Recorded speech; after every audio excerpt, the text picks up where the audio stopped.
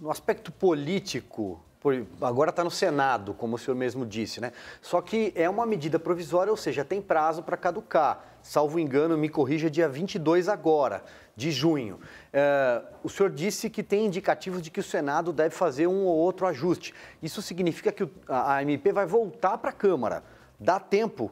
Ou o governo já pode se preparar para, de repente, buscar uma nova MP antes de publicar? E aí o processo volta para estaca zero. Então, assim, primeiro sobre o processo, tá, Silvio?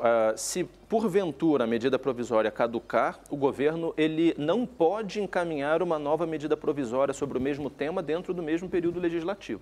Então, essa alternativa não existe. Se a medida provisória caducar, não tem privatização da Eletrobras. Tem que ser via? Essa é a verdade. Teria que começar a tramitação de um projeto de lei e aí isso vai demorar bastante tempo. Então, na verdade, isso inviabilizaria a privatização. Mas a gente não trabalha com essa hipótese. Existe um compromisso já público, tanto do presidente Pacheco quanto do presidente Lira, para garantir que essa tramitação vai acontecer e ser encerrada até o dia 22 de junho. Então, a gente tem muita confiança de que o processo vai seguir adiante, talvez com 20 anos, 25 anos de atraso, mas a gente vai conseguir entregar para a população brasileira, além de uma redução de mais de 6% na tarifa, um setor elétrico que é muito mais moderno, porque enquanto o mundo todo caminha numa direção da gente poder escolher quem é o seu fornecedor de energia elétrica, como que você vai ser suprido, eu acho que eu aceito pagar um pouco mais para fontes verdes e tudo isso. Aqui no Brasil a gente está preso a um modelo estatal da década de 60. Né?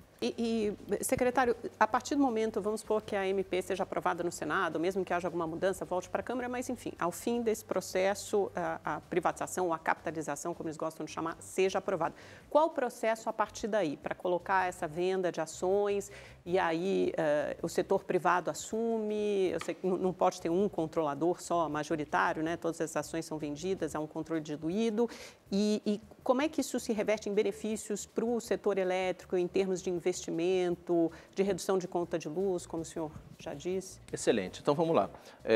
A Eletrobras, no passado, ela também, assim como a Petrobras fez com o setor de derivados, a Eletrobras canibalizou o setor elétrico. Tá?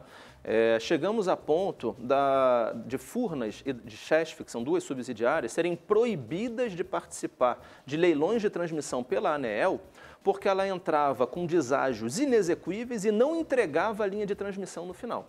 E aí isso gerou casos absurdos, como usinas eólicas prontas, produzindo energia, a gente pagando por elas, mas como a Eletrobras não construiu as linhas de transmissão que ela se comprometeu, a gente não se beneficiava desse produto. Então, ela chegou a ser proibida, né, pela ANEEL de participar, né, e os investidores, obviamente, foram espantados por esse processo. Por que ele vai entrar num leilão, gastar dinheiro para avaliar qual que seria o preço mínimo, contratar, né, os escritórios, se ele sabe que depois vinha uma empresa pública e canibalizava o preço e, pior, não entregava no final. Então, isso distorceu bastante o mercado. Então, esse é um primeiro benefício direto para o setor elétrico. Competitividade, racionalidade. Tá? Para o cidadão, o que a gente está fazendo agora? Repassando a imensa maioria dos recursos que estão sendo levantados com a operação para o próprio setor elétrico. Tá? Então, o que a Dilma Rousseff tentou fazer em 2012? Reduzir a tarifa, mas com base na caneta, sem nenhuma racionalidade por trás. Tá? Então, ela disse o seguinte: Lacombe, você quer vender energia elétrica pela metade do preço de custo? Ela fala, não, eu não sou maluco, mas ela obrigou a Eletrobras a fazer isso. Tá? Os outros agentes negaram. Aí o que ela fez? Colocou o dinheiro do Tesouro, mas só até o período eleitoral. Passou a eleição, o dinheiro sumiu, a tarifa explodiu. Tá? E a inflação também. Pois é, mas a tarifa de energia elétrica subiu 2 vezes a inflação nos últimos 8 anos. Então, essa foi a verdade, esse foi o efeito da medida provisória 579. Agora, aprendida essa lição, a gente não pode cometer esse mesmo erro. Então, o que está sendo feito?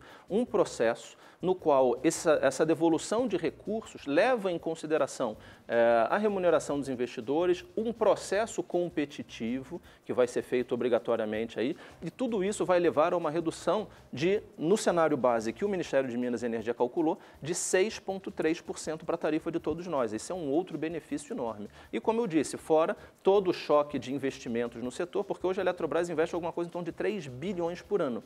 Privada, ela pode investir 13. Ou seja, esses 10 bilhões de reais a mais de investimento por ano, quantos empregos que isso não gera? Só esses investimentos adicionais. Então, isso é transformador para o país.